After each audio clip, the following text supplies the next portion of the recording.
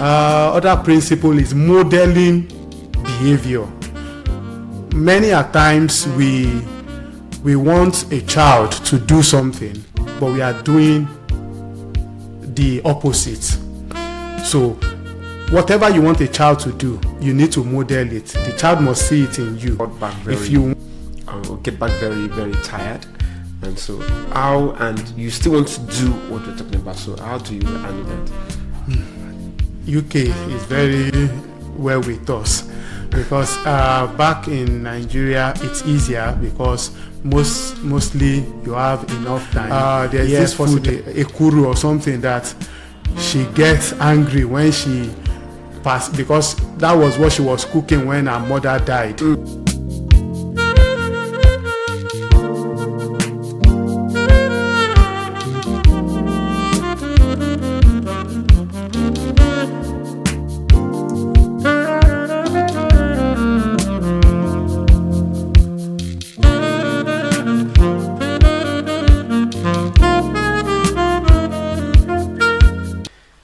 Welcome to today's podcast, Purposeful Tribe.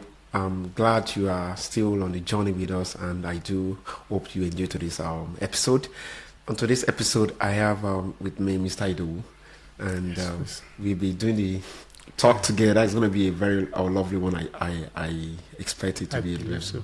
You believe so? Yes, sir. Yeah, that's fine. So on today's episode, we'll be looking at intentional parenting, what you need to know.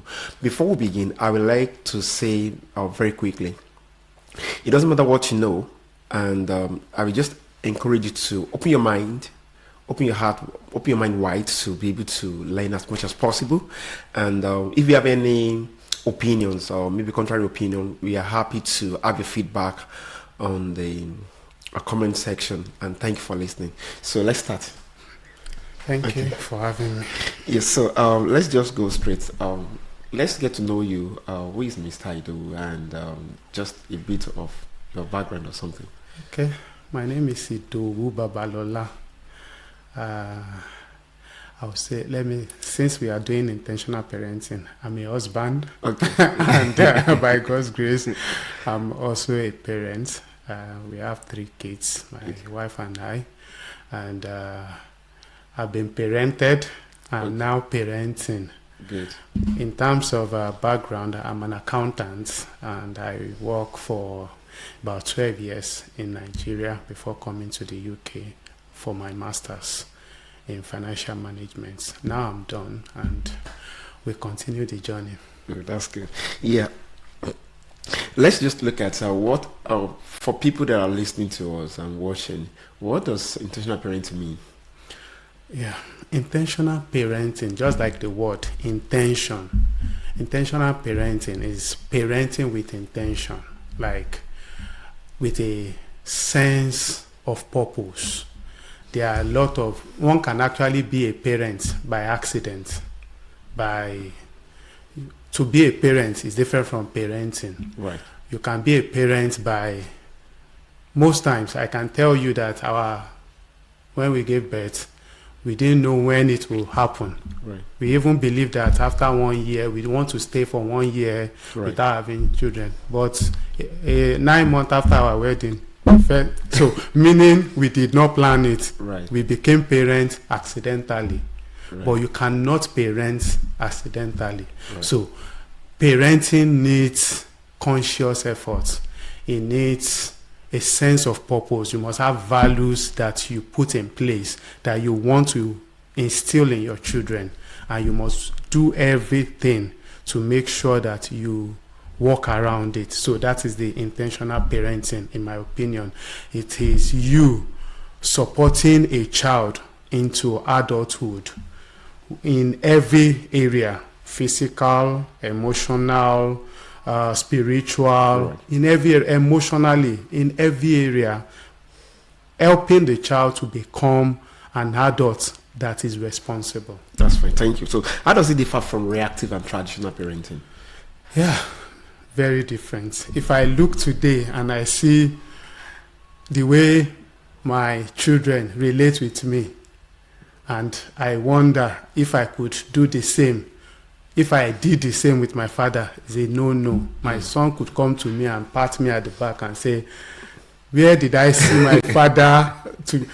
When I was growing up, if I want to ask for school fees and maybe I entered my father's room and I saw him counting money, I should just keep quiet, because once you ask, he will say, because you see me counting money.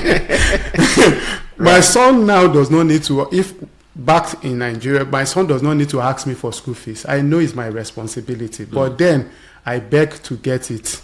So reactive or traditional parenting is a parenting that is reacting to what has happened. They wait until something happens. They try to control with force. Now we try to control with influence. We want to model a lifestyle that we want the children to imbibe.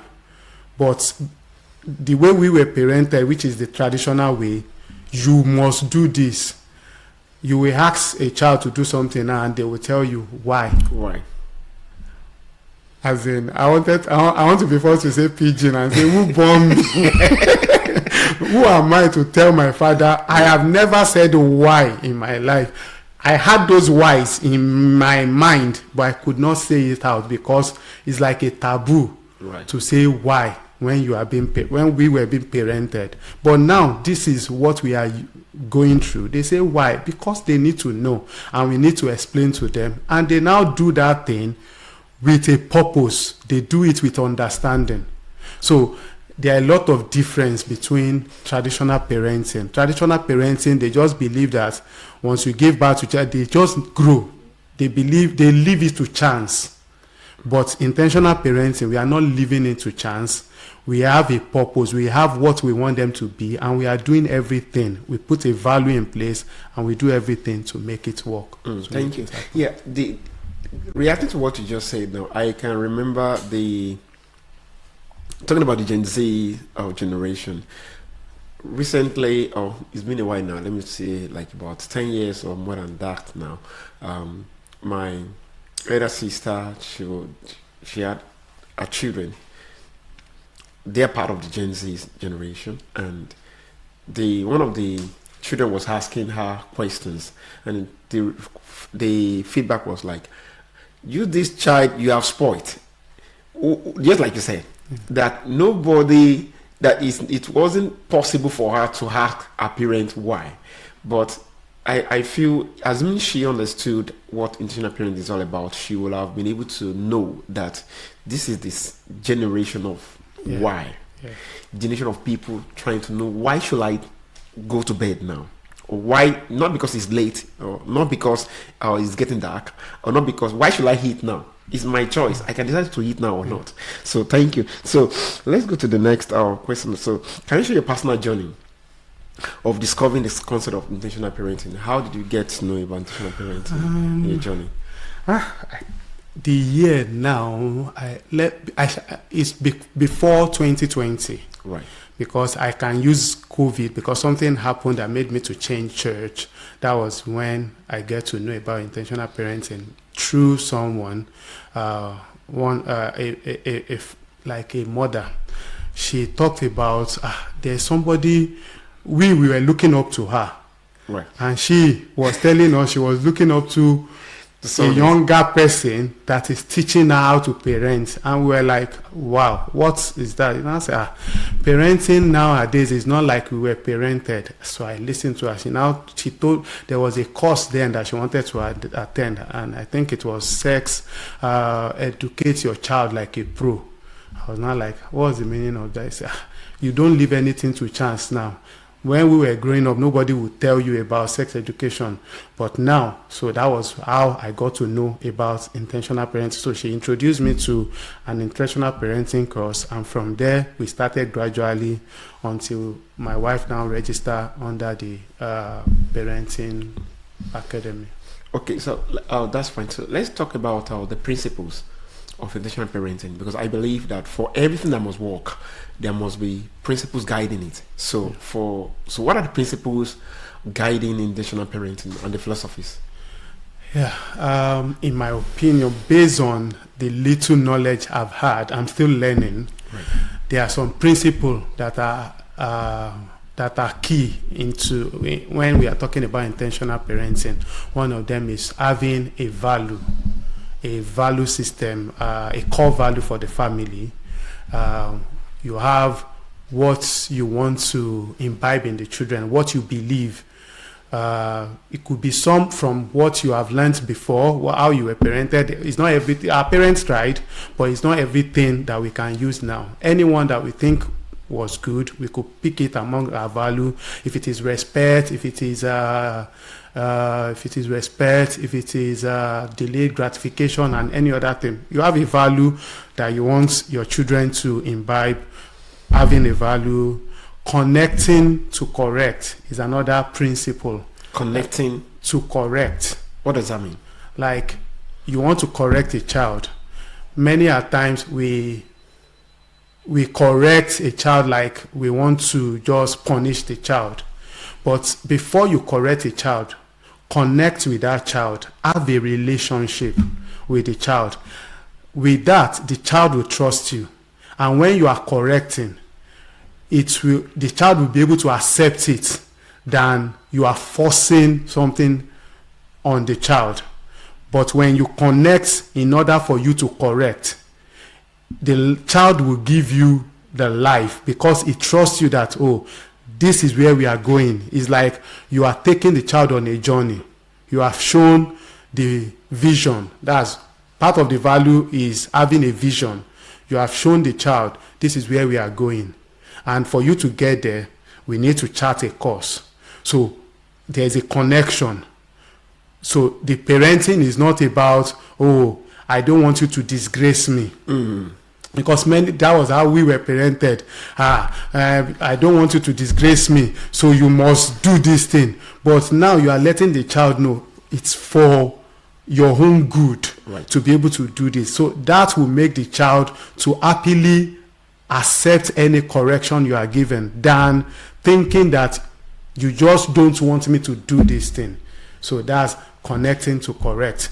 Other principle is modeling behavior. Many a times we want a child to do something, but we are doing the opposite. So whatever you want a child to do, you need to model it. The child must see it in you. If you want respect, you want a child to respect, but the way you talk to people, the way you talk to the children is without respect, you are not modeling that behavior. Thank you. I understand what you're saying, but don't you think, so for some people that don't understand what we're talking about can say, how do you mean? Why should I respect my child? I'm the father, I'm the mother. They must obey, because like I said, that's how we were brought up. You don't ask questions. Your dad is coming, you run inside the room and that's it.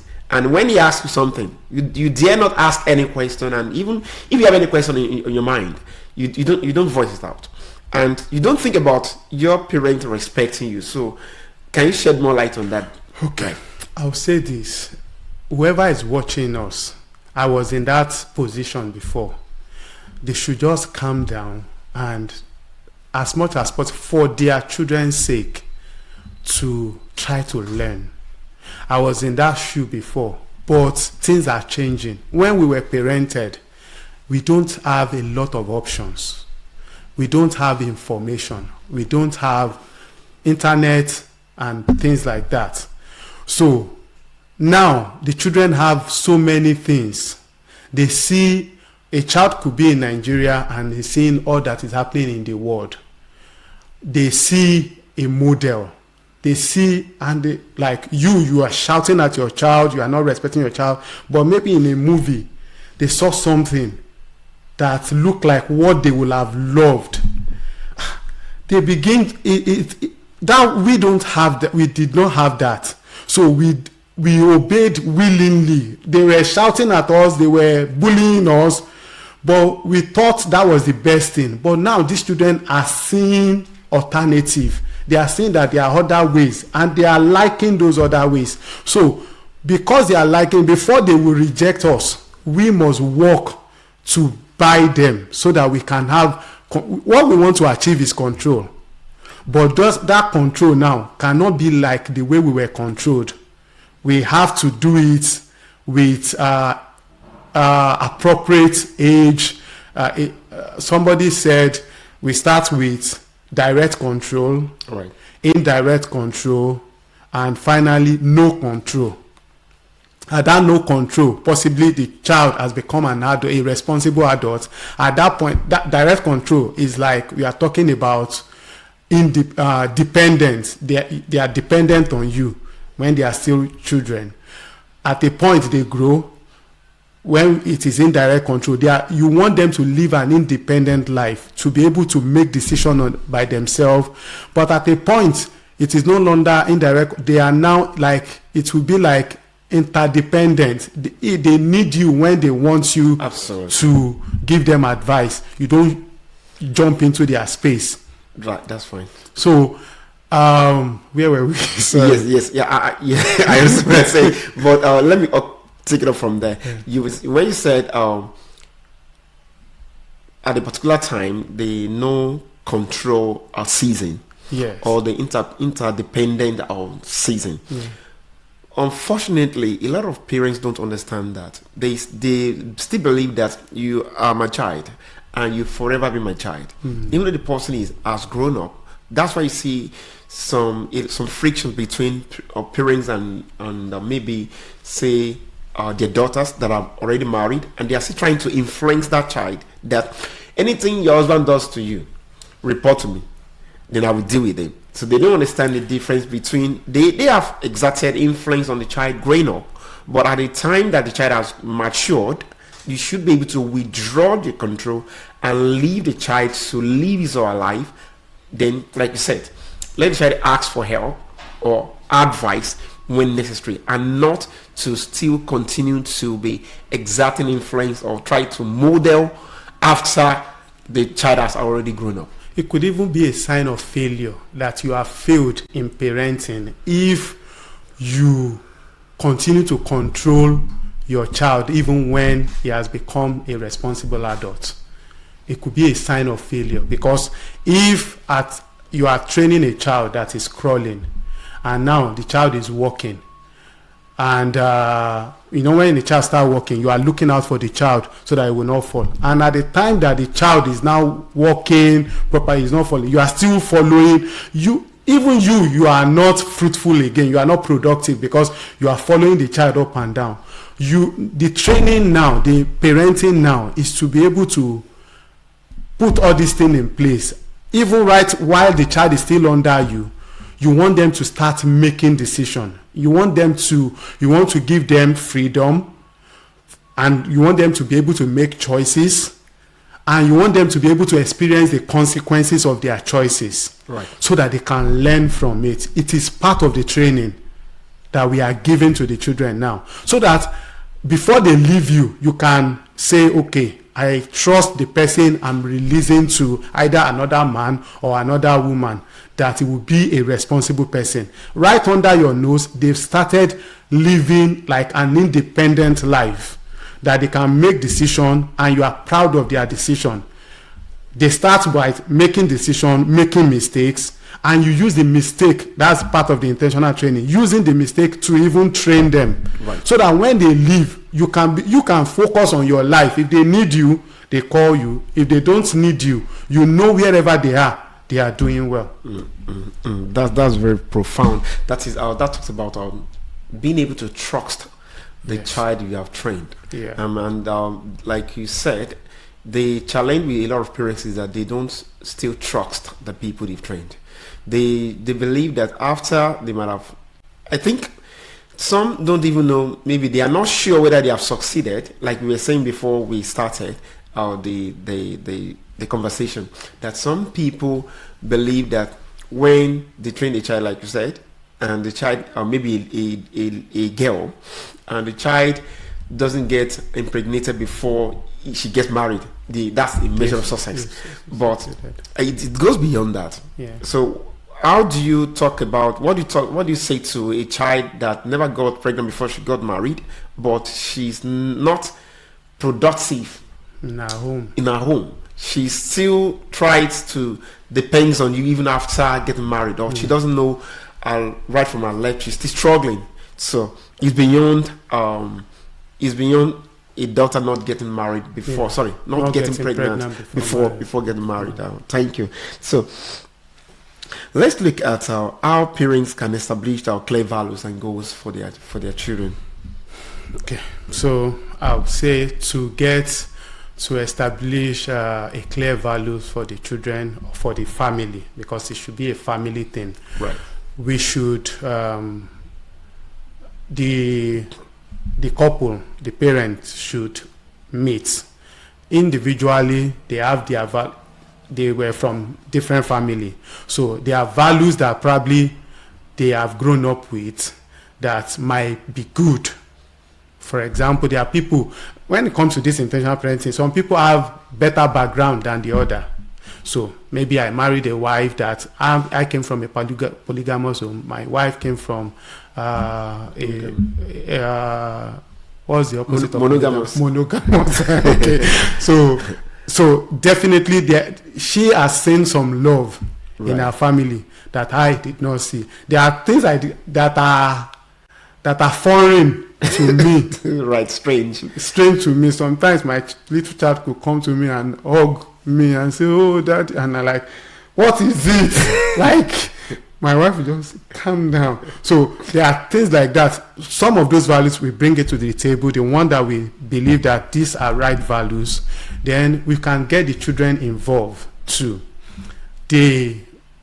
So that they can own this value. It's not like we are forcing it on. This time now is like managing the home, managing the children. It's not like ruling the children. We want them to be a better. So we look at the values. What do we want to be known for? Just like companies do. Right. Companies have core values. What does this company, what are we known for?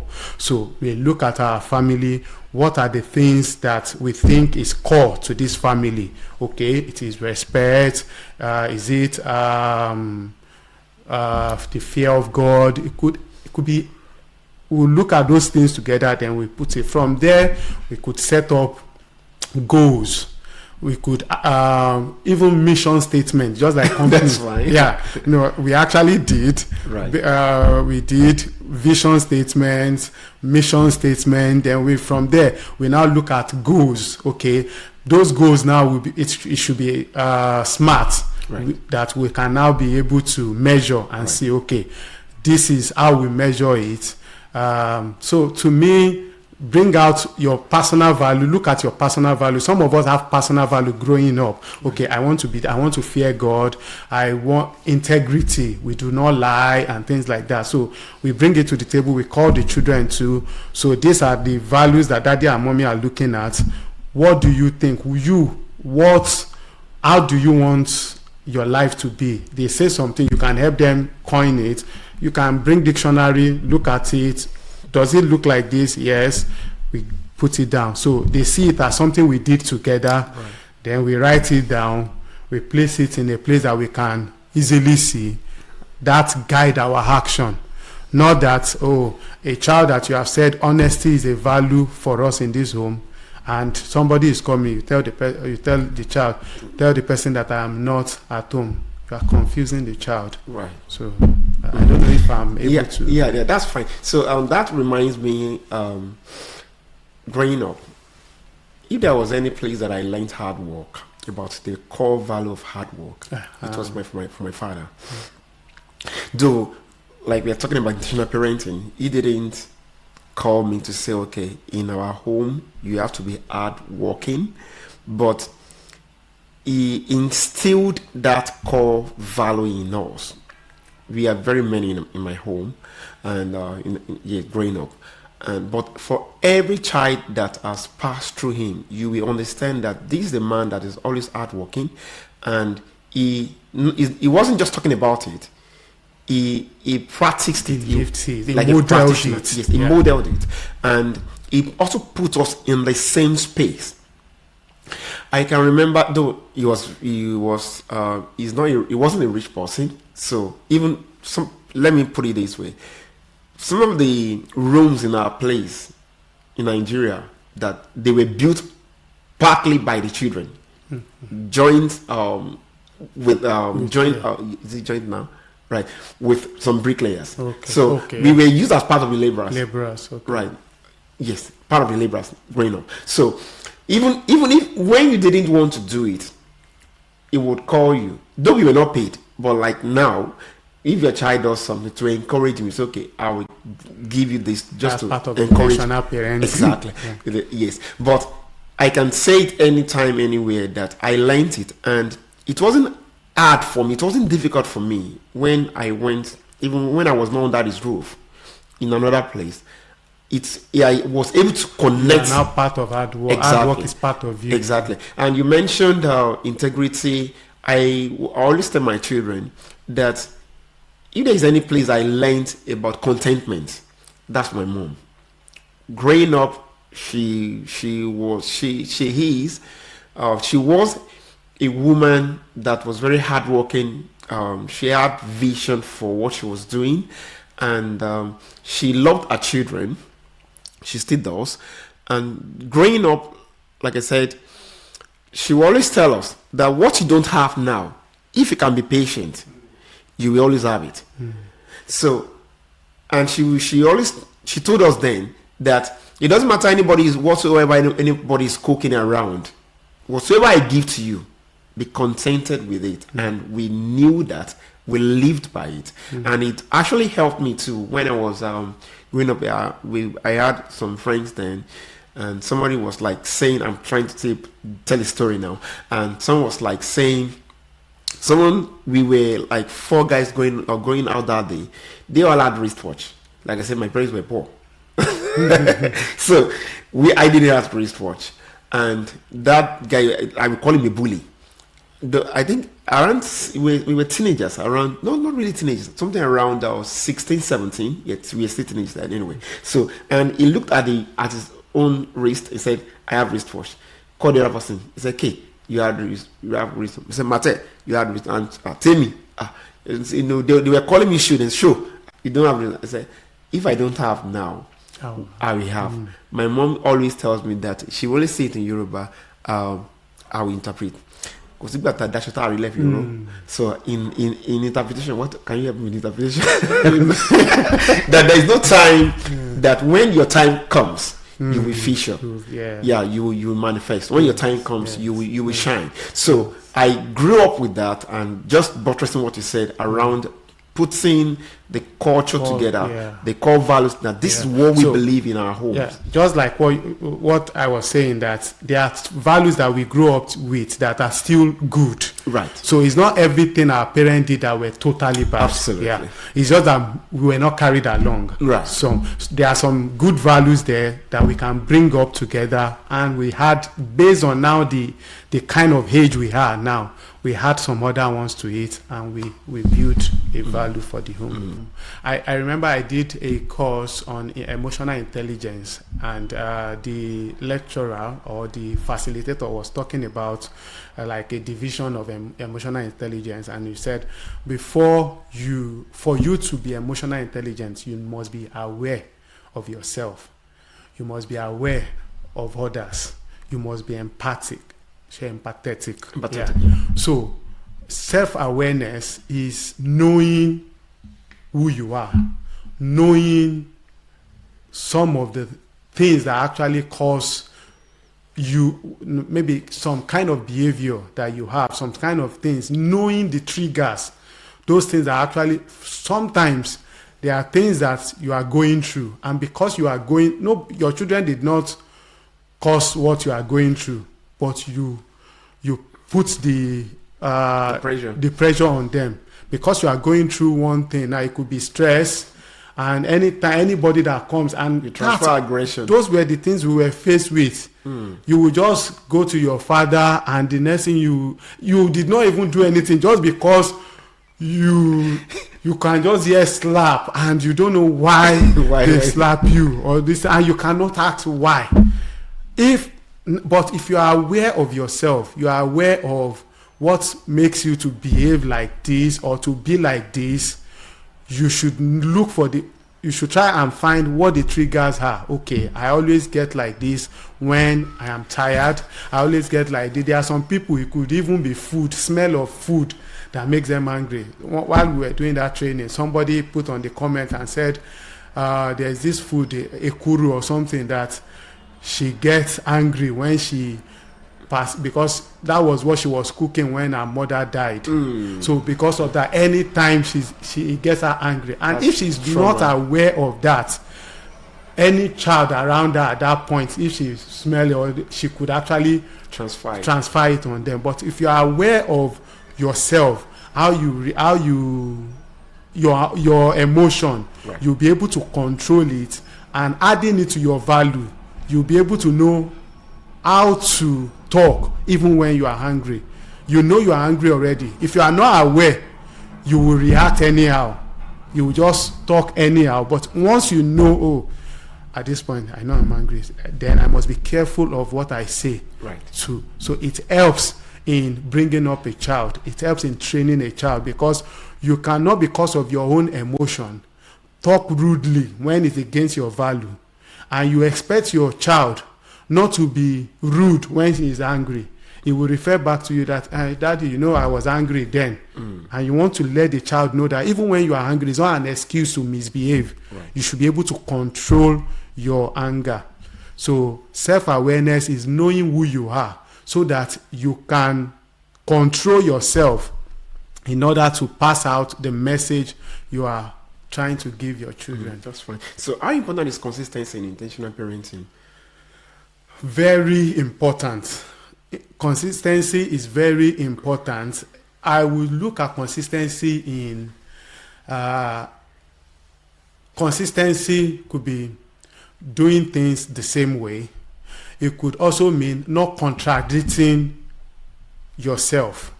If I say this is our value, I should not do otherwise. At any time, I saw a video on YouTube. Was it YouTube? Yeah, all this reel or something that they did, all this prank that they used to Right. do. One guy was going and he threw money down. They would throw money down. If somebody pick it, he will now go. He will bring one abalis and they will do something. He threw money down, and a child of like maybe 4 years or between 3 and 4, quickly saw he did not call the mommy. The girl was standing behind the mother. They were buying food.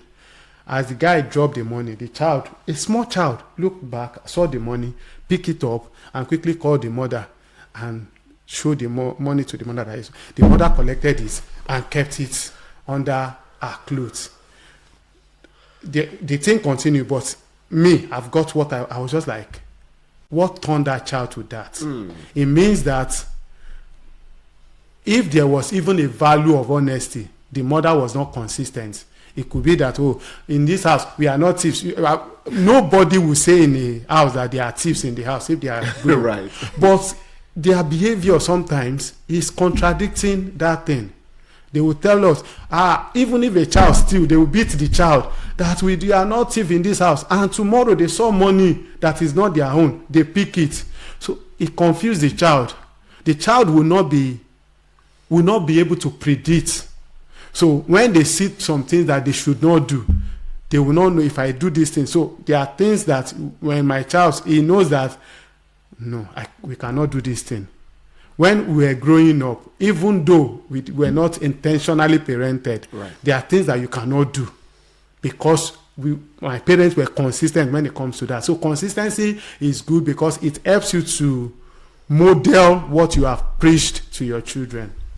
So let's look at what practical ways can parents relate intentional parenting when relating with their children. Can you? Okay, I'll ask, what practical ways can parents incorporate intentional parenting into their daily routines? Okay, so intentional parenting to me is what you do on a daily basis. You use every opportunity to train, every opportunity. For any thing that happened, there is a lesson to be learned. You don't, okay, maybe I tell my child, and thank God the children now, they ask questions why. Even if they don't ask why, we say the reason. Maybe you are cooking, instead of frying chicken, you want to use air fryer, or you want to grill it, and they did not ask you anything. Maybe before they have seen you frying, and today you want to, we should be able to let them know, oh, I'm doing this because it's healthier to not, it reduces the cholesterol or something. Right. So that it has been proven that it's better you do it this way. So we use every opportunity to train the children. Those are some of the things we put in our daily routine. When you also pray, like today, I was in the bathroom when my child came to me, and as she came, she just said, Daddy, why are you doing, I was shaving. And, Daddy, why are you shaving? What are you doing? I said, I'm shaving. I said, no, that's not the first thing you do. You just woke up. What are you supposed to do? He was looking at, what are you supposed to do? She didn't get it. That's a 3-year-old child. I said, you are supposed to greet first. And I said, good morning. I said, good morning, what? He said, good morning. I said, no, when you are greeting your daddy, it's good morning, sir. Your mommy, good morning, ma. And she repeated it. So that's, we don't just overlook it. And we will now get outside, and you now see the child did not greet, and you now want to beat the child or get angry with the child because you did not train. Use every opportunity to train so that they can give you the results that you want. So how can parents balance the demands of work and other responsibilities when it comes to intentional parenting? Because even, let's look at the UK for instance. The demands are always there. Some could go to work and get back very, very tired. And so and you still want to do what we're talking about. So how do you handle that? UK is very well with us, because back in Nigeria it's easier because mostly you have enough time. Here possibly as one is going, one is coming. But what I would say is, let's look at quality rather than quantity. Even if you don't have enough time, try and find a little time, but be consistent with it. Even if it is a 15 minutes, that 15 minutes, let's not be distracted. Many a times, social media, phone has taken a lot from us. If it is 15 minutes you want to spend with your child, spend that 15 minutes without distraction, without looking at the phone. Focus on them. Make sure you drop something, you build something in that 15 minutes. Show them love. It could be game. You could play game with them. It could be anything. Just make sure you are adding value little by little. It is not something like a competition that they are going for. You are growing, you are building them. So just make sure you are dropping it every time, even if it is small. The time is not there, but make it consistent. So let's look at what are the common challenges parents face when trying to practice intentional parenting? I would say consistency. We've been talking about consistency all this while. Consistency could be a challenge because sometimes my wife registered me for emotional intelligence because she said I used to shout on the children. But I was now determined I will not shout. I will just, but sometimes I will have shouted. My wife would just look at me and just like, okay, I will say it to you, but like God will not let us waste money. So sometimes to be consistent could be challenging, but let us not crucify ourselves. Even when we are wrong, it's another opportunity to train the children. At that point, I'll tell my child, I'm sorry. I never get to hear that when I was growing up. But now, I say to my children, when I make mistake, I let them know. So that thing I said, I shouldn't have said it. I'm sorry. You are training that child. It makes it, many a time you say, learn to say I'm sorry. But you as a parent, do you say I'm sorry? So one of the challenge could be consistency There could be other challenges depending on every individual. But with me, I've seen consistency as this thing, but we are working to become better. So how can parents stay consistent again during stressful or chaotic seasons? There are times that things are not the way parents expect, and during that time it could be very, very challenging to stay consistent. Talking about intentional parenting, staying consistent, still doing the right thing. So how can parents ensure that happens? I think communication will be a good one. One thing I've realized is wherever I find myself, let me use another thing, then I bring it to parenting. When I find myself in a place and I tell them who I am, the kind of value, because I've communicated that thing to them, that, okay, let's say, for example, I tell somebody, oh, I don't lie.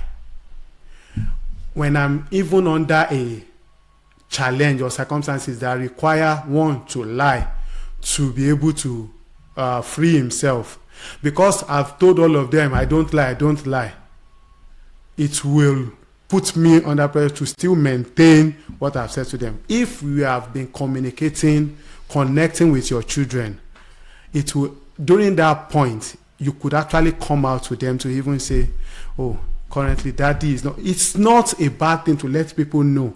That's part of the emotional intelligence, to let them know, oh, daddy is not happy at this moment. We should even learn to let the children know. Be vulnerable. To be able to say when they are not happy, they should be able to say it. So you too, let the children know, oh, daddy is not happy, this happened, and because of that, please, can you give me some time?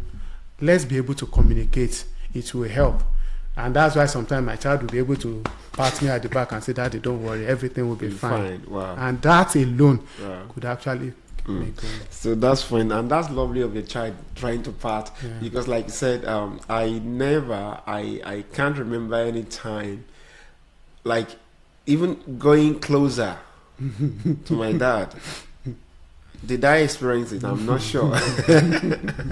Let alone partying. But like your child did or does, I've seen times too that it's the Gen Z generation that they will come and say, okay, I'll just leave that for now. So he's trying to work out something. So let's look at, what advice do you have for parents who feel guilty or overwhelmed by the idea of being perfectly intentional? Okay, I would say intentional parenting is not about perfection. It's growing, it's being progressive, is a step at a time. Don't work yourself up like trying to blame yourself for every mistake you see in your child. Mistake will happen. It's part of the growth process. Just encourage yourself. Celebrate the little gains you see. You cannot, there are little gains that you see. Even by God's grace, I have an autistic child. Even with the challenge of training her, I still see a lot of things I should be grateful and thankful for. Yesterday we were upstairs and she went downstairs already to on the light downstairs. And I told her, Ine, go and switch off the light downstairs. She went down, I was waiting, and she switched it off and came. I said, oh Lord, thank you. So thank God for the little gains that you see in your child, and learn. Don't stay where you are. Whatever you see as a challenge, ask people around. There could be a solution out there. You can learn, relearn, and unlearn. There are things you should unlearn, there are things you should learn, and there are things that you should relearn. So don't work yourself up. Believe that there is a little progress, celebrate it, and try to learn more to do better. That's fine. So let's talk about how intentional parenting rather can contribute to a child's emotional intelligence and resilience. How can it contribute to that? One, because once you are connecting with your child, and you are also showing, when you are vulnerable, you are letting your child know, you are the self-awareness. It encourages them to also know that, okay, I could also be aware of what I'm going through, or could also say it. We should also let them understand. They say it's like building their vocabulary on their emotions. Let them know when they are sad. Let them be able to say it when they are not happy, so that they can openly communicate. This intentional parenting could help a child to walk up to friends or even to the parent and say, "Daddy, I'm not happy because it is." That's part of their emotional intelligence. They are able to know their emotions and they are able to communicate it. If they are able to do that, they will be able to manage their emotions and will not, because they are angry, misbehave.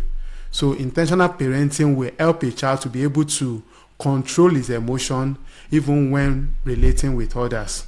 Relationship management, it helps in. That's fine. Then comparing it to traditional parenting, when you said a child approaches his parents and says that he's not happy, and then if someone says that, like, I'm not happy, then what is wrong with you? What's the problem?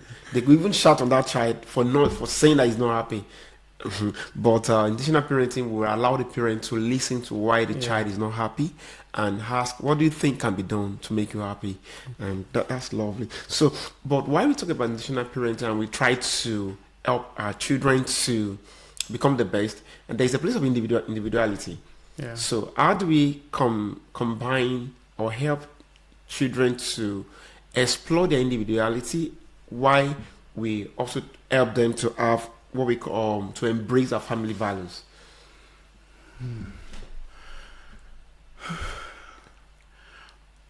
A thought that comes to mind is there's this drama ministry in Nigeria, Mount Zion Ministry. Right. There's this, my son I registered him for one training that J. Mikey did recently, I think beginning of August, a creative camp.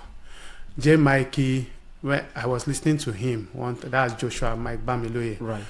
He was talking one time and he said, it was on a podcast too.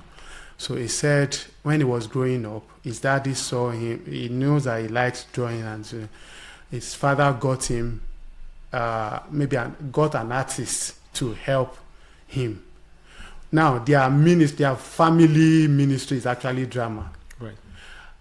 But the father still saw some of those traits in him, and he helped him to develop it. Now he's even using it for the family business now, because now he's the one that will do their music and all of those things. So there is a place for individuality in every child.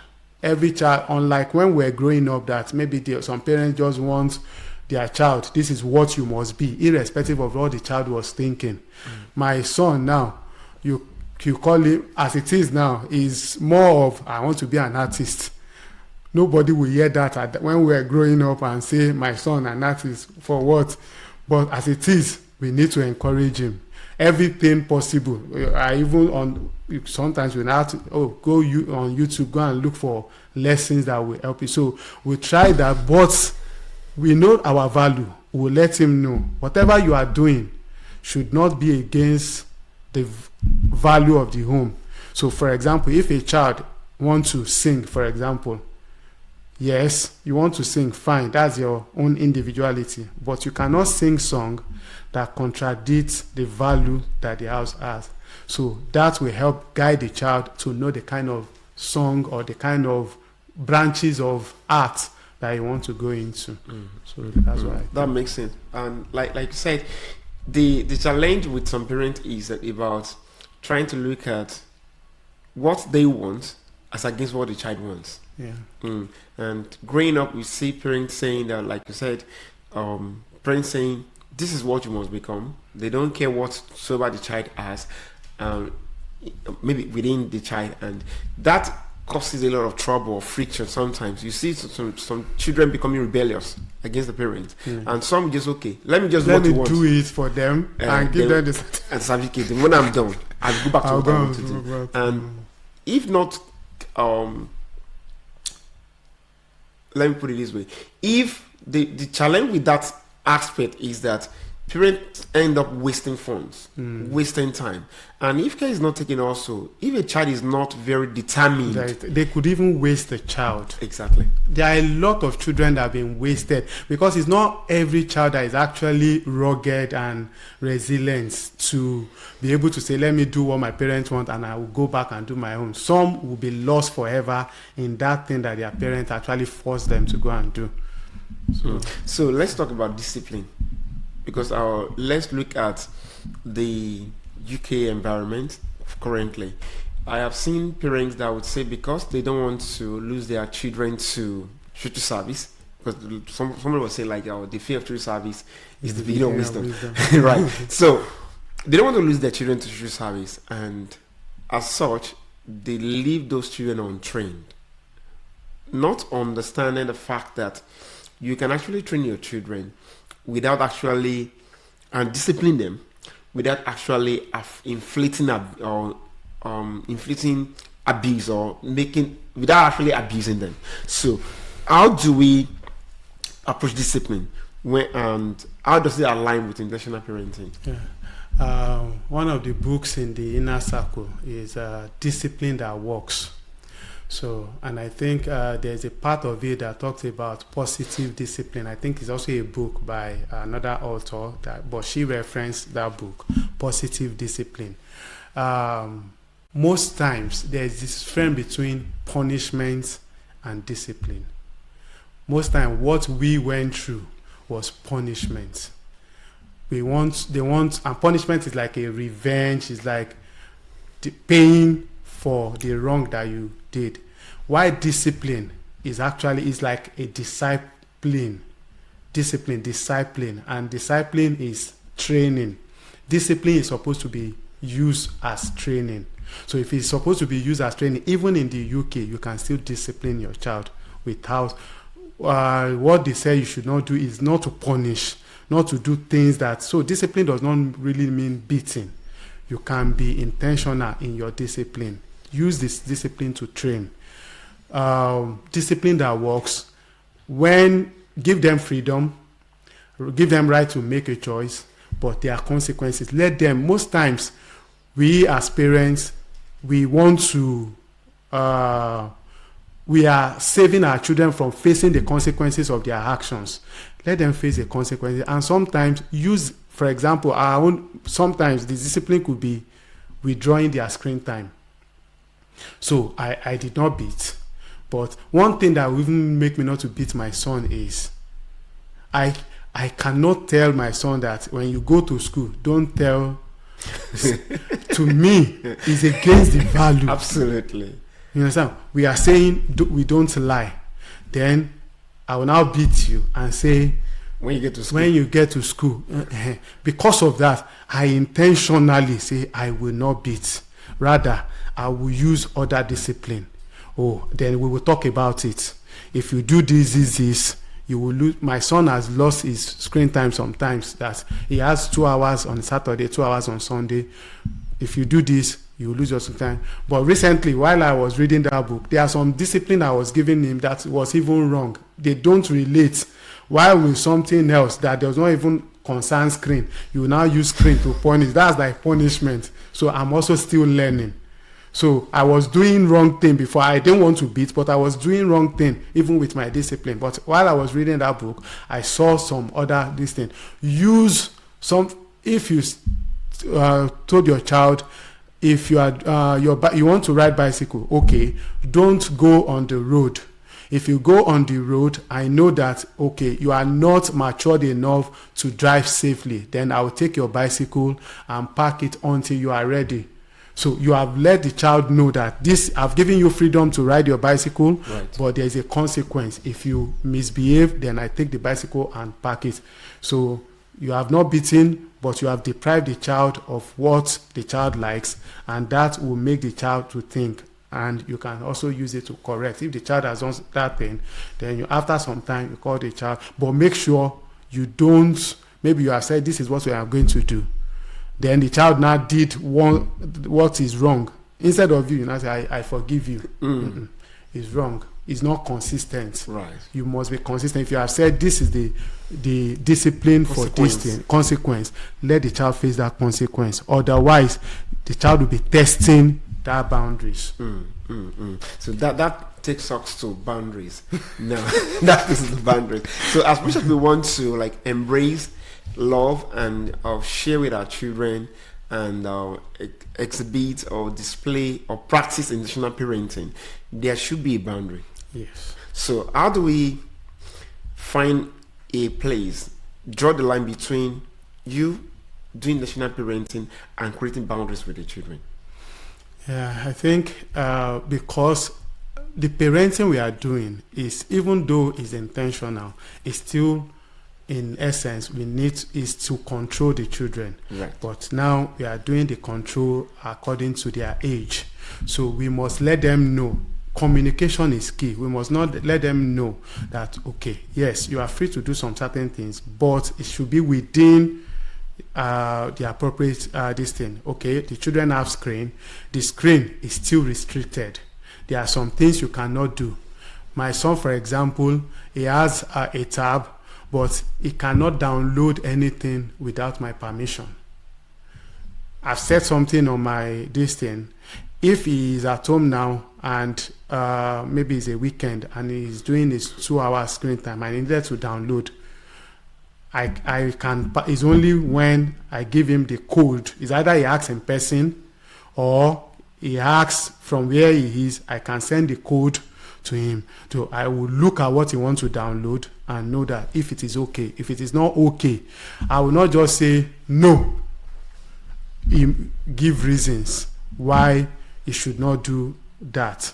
And as he increases in age, you also adjust the boundaries, but you will still explain to him, because you will adjust the boundary, not removing the boundary, until a certain age when he's out of no control. Now maybe he's married to somebody or he's grown, before you remove the control. But while you are still, when there's still either direct control or indirect control, the boundaries you put in place, let them understand why the boundaries are there, the safety and the consequence if they go against the boundary.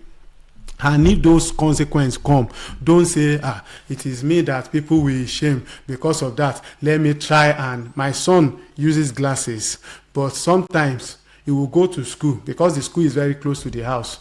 He will leave the glasses at home, and they will now call from the school that we should bring the glasses. So we've done that for a few times, and I've told him, next time when you forget your glasses, that day you will manage in school without the glasses. Assume that we are not close to the house. Right. How do we manage? So one day they called. He will test it. He forgot the glasses, and they called them in school to call us.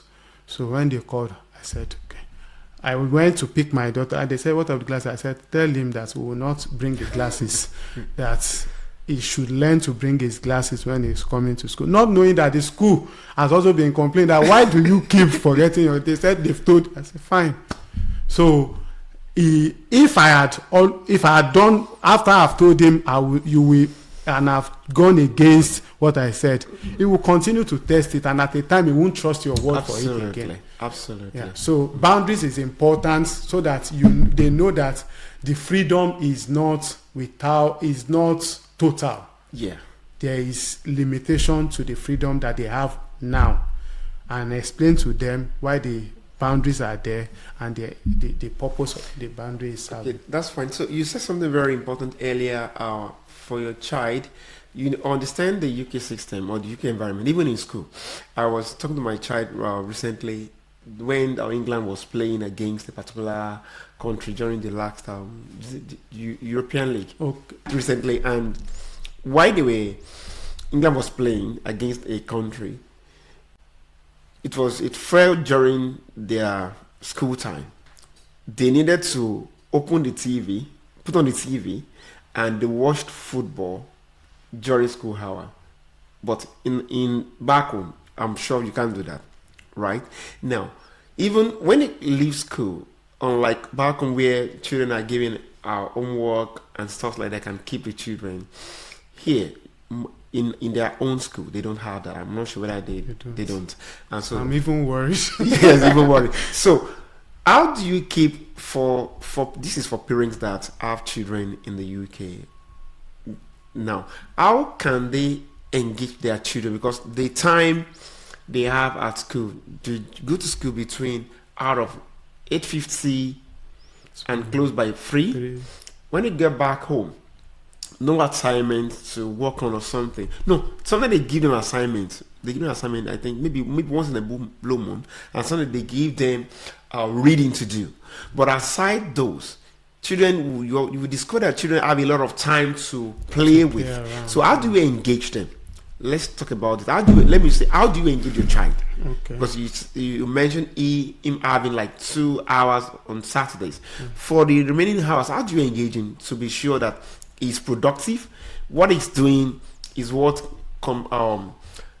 relates with your family values and not something that you just there whiling away time without being productive. Yeah. So one of the things we also learned from Intentional Parenting Academy is you remove to replace. Most times what we do, we remove, we don't replace, and we want the children to be happy. Like we remove their screen time, there no TV, and we leave them like that. Then they become bored. So several times my children have come, my son will say, I'm bored. Now the thing is, currently we are managing our budgets. Yeah, but there are things that we are supposed to do. But for him, we put some things in place, though we still need to do more. He has a guitar. So my wife tried to draw a timetable for him. Time he will do his rehearsal for his guitar. Then we register him in the library. So he picks books from the library. Sometimes we go to the charity shop around us to buy books. Their books is quite cheap. So like 5 for £1. So, but he's a fast reader. So sometimes we try to buy books so that it will take time. We buy 5 books, the boy in 2 days or even 1 day sometime, he will finish it. So he will now come again and finish the book. What next? So sometimes, there are other activities that one could. So another thing we did was I get this thing for him, but it's just that most times too, but I get this thing for him, books, drawing books. He likes drawing. I get drawing books for him. So he has time for drawing. He has time for playing guitar. He has time to play ball, especially during this summer. So they go outside to play ball. Weekend now, we go outside to the field to get, there is this field, garden around there where they play. There are some games there that they play. So the intention is just get something that they can be productive with, like art, painting, and things like that. Many a times we want to remove things and we don't want them to also scatter the house. So some of those scattering are part of the things that they will do to get themselves engaged. Maybe a puzzle and things like that. So we get some puzzles for him. So those are the things. But most times he has his time to read the Bible too, because we are doing this a lot of activities. Okay, that's what I'm saying. So how can parents use natural consequences as part of intentional parenting? Just like the one I mentioned about his glasses, it's just that in doing is let them learn. Let me see if I could see any example with my son, because most times I let him face it could be even toasting bread. Sometimes he will want to toast bread and this thing you have toasted is okay. He will say no, he wants it again. By the time he will put it, the thing will now be too brown and he will now say he wants to throw it away. No, you can't throw it away. You can't throw it away. We call it burnt offering. So that's what I said. It's your burnt offering. So you have to eat your burnt offering somehow. So let them ensure safety. Right. ensure safety, but we should not dodge them from consequences of their action. Explain to them before they do the action. Right. Let them know the freedom. Let them know that when they make the choice, these are the possible consequences if they go beyond the boundaries. But if they go beyond the boundaries and they have those, they will face it. Let them face it. Most times when we're growing up, it is the parents. For example, a child that you have told, oh, don't do this, a girl, and eventually get pregnant. You see parents who take the child to go and abort the pregnancy just because they don't want to. For them now, they don't want to be ashamed. No, it's a consequence of the action. Let them carry it. Show them love while they are carrying that thing, but let them see the consequence. So those are some of the things. Their action, let them see the consequence. Okay, so what long-term benefits have you observed in families that practice intentional parenting?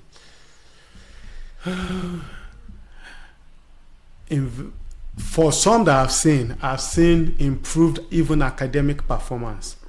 Intentional parenting sometimes does not even focus on the academics, but eventually it now makes the child, because of the connectivity, because of the love, because of the connection between the parents and the children, it now makes them to be better in their academics, possibly because they now sometimes children go to school with trauma from the home, and all they are doing in school is not entering the head. But when the home is settled, when they are enjoying the home, it helps them also to pay attention in school. And when they come back, if they are not clear with anything, they are happy to tell their parents, because they can predict that my parents with love will explain to me than you. Those are the things I've done in the past. Where were you when they were doing? Because you. So, and that will make a child not to be able to say those things, not to be able to explain, not to be able to let you know what they are going through. But when they now see that there is love, that even if I told my parents that I did not understand this thing, I will not be the center of this thing. It will be how to make it better. It will help the child. I've seen academic performance. I've seen relationship. It has helped them to have a better relationship. They are able to communicate better with others. They are able to stay with other people without problem. A lot of this thing. But for us, we are just starting. Right. But we are seeing some benefits, and we are celebrating it because we know that it will be better. Okay, that's fine. So as while we're talking about this, there's another angle that parents should focus on. Like, you can't be an intentional parent without you having the right training yourself. If you're not properly trained, there is no way you can actually, because it is easy to just go get a book, read, and want to train when you don't have those value systems within yourself, and when you don't have the training yourself. It is expected of parents to get trained themselves before they can actually train the children.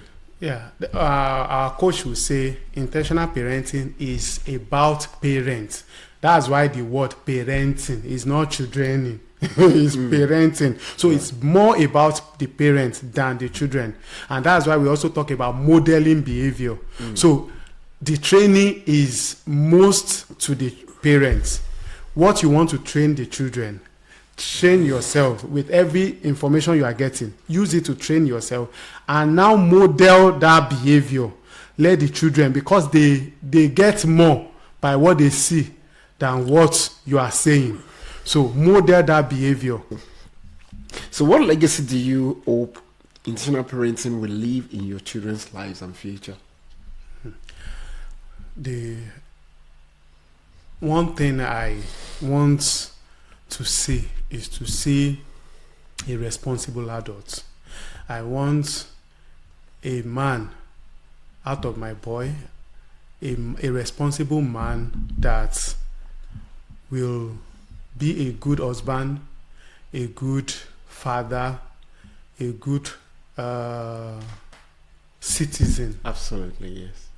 That when I look at him, I could say, Lord, thank you for helping me to raise a responsible adult. Likewise to my daughters too. So I believe to see someone that is responsible, someone that is grounded all round, not just in one aspect, but all round grounded, and is able to also influence his own children too. Because if we could have that replicated in every family, we will have better society. The problem we are having now in the society is because of failed parenting. If we have a proper parenting, every child will be responsible wherever they find themselves, and that will give the wherever they are, the country, the state, give it a good image. Before we go to final thoughts and advice, I'm thinking for parents that have failed, because we were talking about intentional parenting. Some may be thinking, "Oh, I've failed already. Can I still embrace intentional parenting? I never knew about it before now, and I know, listen to what I've heard, I believe I've failed. What can I do? Or can they still embrace intentional parenting, even though their children are yet to, and possibly because of what they have done, they can see the implications of their actions. Maybe their children are disobedient, their children are not responsible, children not cooperating with them. We have so many children that are not cooperating with their family, with their parents. They just believe that daddy's talking, they talk back at their parents.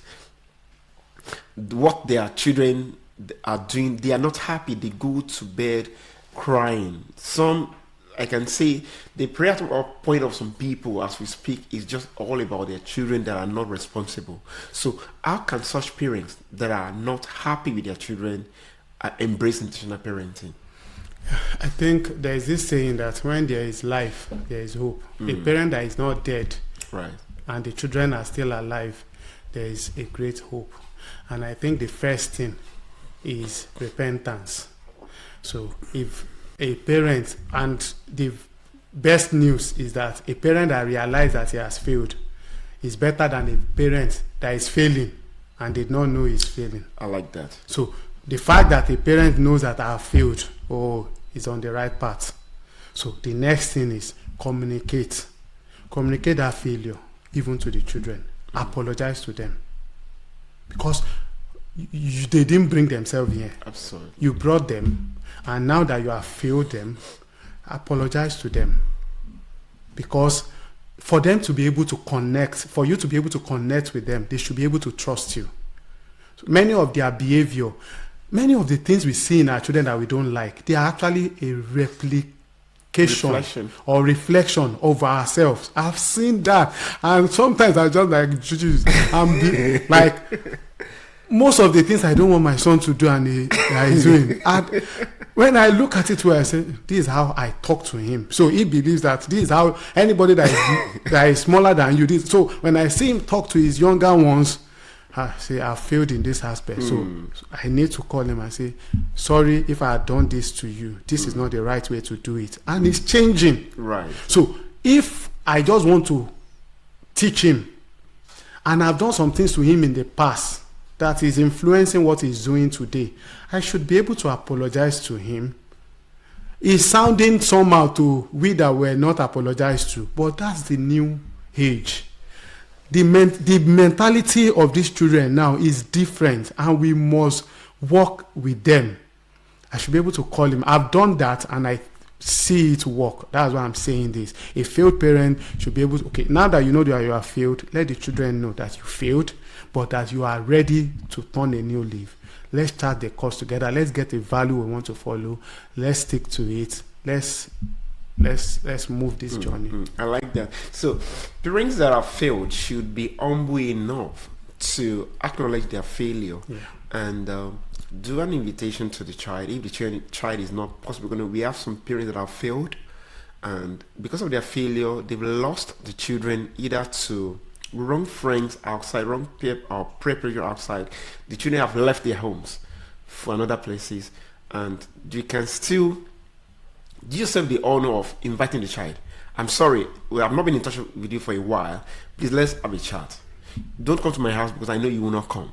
Let's have a chat at a particular tree, or I can come to your side, to your place. Then, like you said, do the work of repentance. I know I've failed. Now, child, let's have a conversation. I'm sorry for all the things I've done, and I believe you can be a good child. I'm not saying I caused most of the things you are going through, and I take responsibility for those things, but I believe you can be a better person, and I believe there will be a change. Perfect. And one thing you also mentioned earlier is parents that are failing but never knew they are failing. That can be very disastrous of something. Very. So how can someone that is failing not know he or she is failing? And for those that are listening, because that's another challenge with some people. They just believe that, okay, it's not about parenting. It's not to give you food, send you to school, right? And I provide a home, a shelter for you. I've done my part.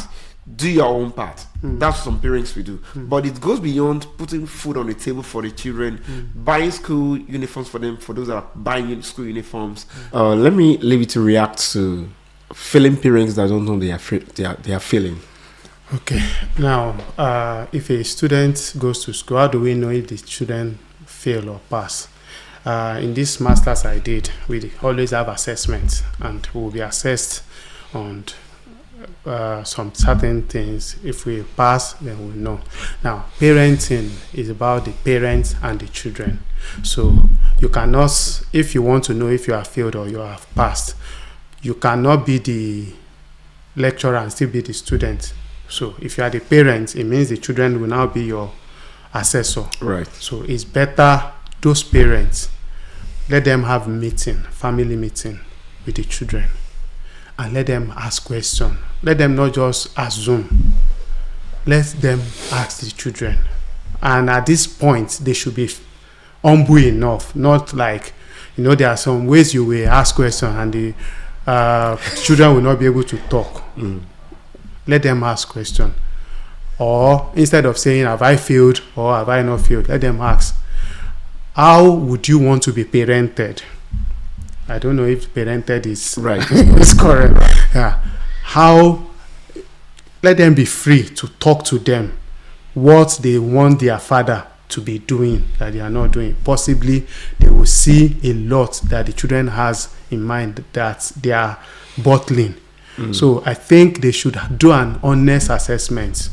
A wise man said, ask the disciples, who do you think that I am? Right. That's like getting a feedback. Right. Let them get feedback from the people they are parenting. If they are doing well, then they will know.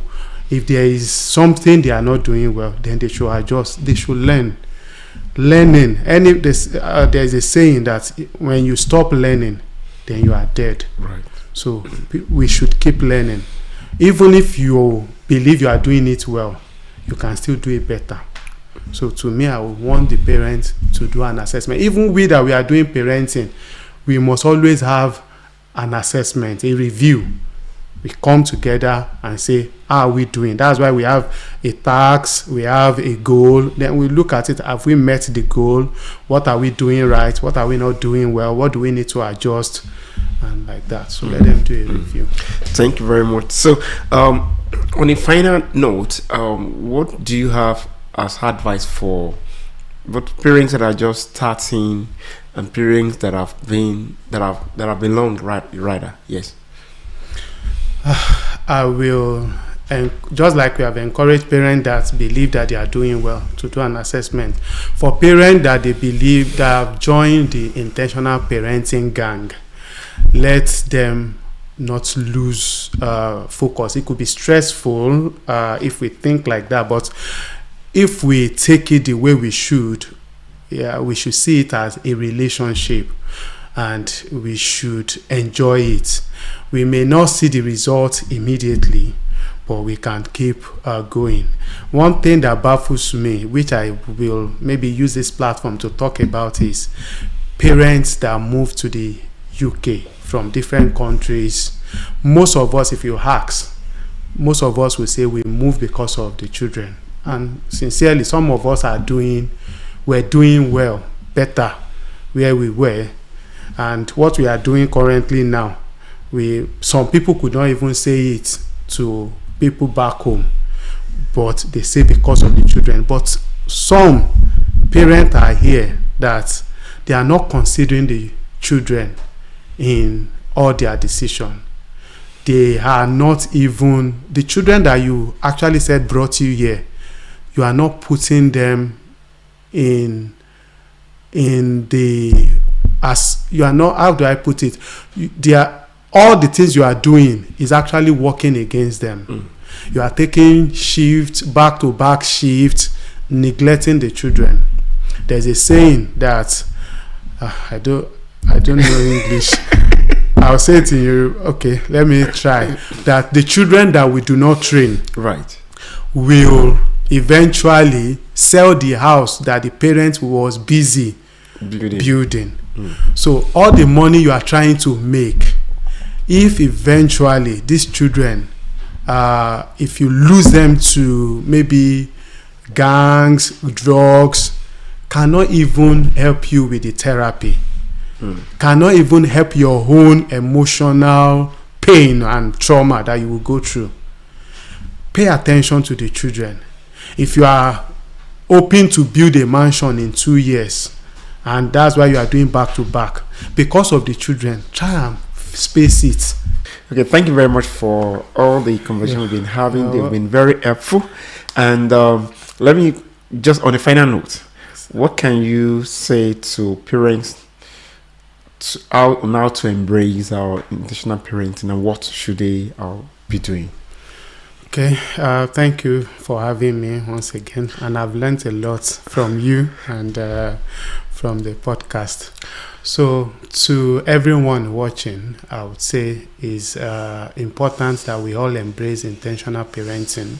The way we were parented is different from the way these children of nowadays needs to be parented. We need to be intentional. We need to know a lot as parents. We need to know, as things are changing, we need to know. And one final note to the parents that actually came to the UK from whichever country. Many of us claim that we are here because of the children. Yeah, a lot of us left lucrative jobs abroad, where we came from, to this place, and we are doing menial jobs, but we are not focusing on these children that brought us here. A lot of us are taking back-to-back shifts while we neglect the children. Some of us will keep the children here today, keep the children there tomorrow.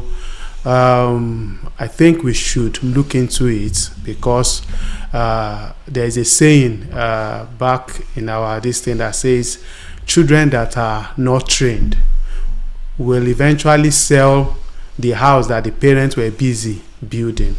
All the money you want to make because you are in the UK, if these children are lost to drugs or lost to anything that is not noble, this money cannot buy them back.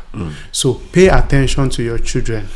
Do less of the work, and put the children in your timetable as well. If you have a partner, find a way to structure your duties so that you have time for your children. Less as much as possible, and not just, yes, you go for shifts, you need to sleep, but create time. Even if it is small time, but you must be part of the children's life on a daily basis, and make sure you are contributing something. You are connecting with them, and you are adding value to them. Thank you. Thank you very much. So, like we have said, is very, very important that parents should be more aware of their parents, and they should create time. That time is very, very key. Why we are trying to run after money, or where we are trying to chase our dreams. Some are not actually running after money, but they are chasing their dreams, but at the expense of the children that they claim to have come to the UK for. So, and I usually say it sometimes, maybe I'm one of the persons, that if you fail to train your children now, the same children they care homes where some people are currently working, you may be surprised that that's the same place you end up, because you fail to train them now. When you get old, they will not have time for you, because you do not have time for them now. And when they don't have time for you at your old age, you are not going back to Africa, where you have come from. You end up in a care home. And if you don't want to end up in care home, care for the children now, and so you can have a very good future. So I believe it's been a nice time having you on the podcast. Thank you very much. We believe that it's going to add a lot of value to people. So, like we have said, your feedbacks for people that are listening and watching, please drop your feedbacks on the comment section on the YouTube channel and on the Spotify place too. And I believe we see you on another episode. Thank you very much for having me.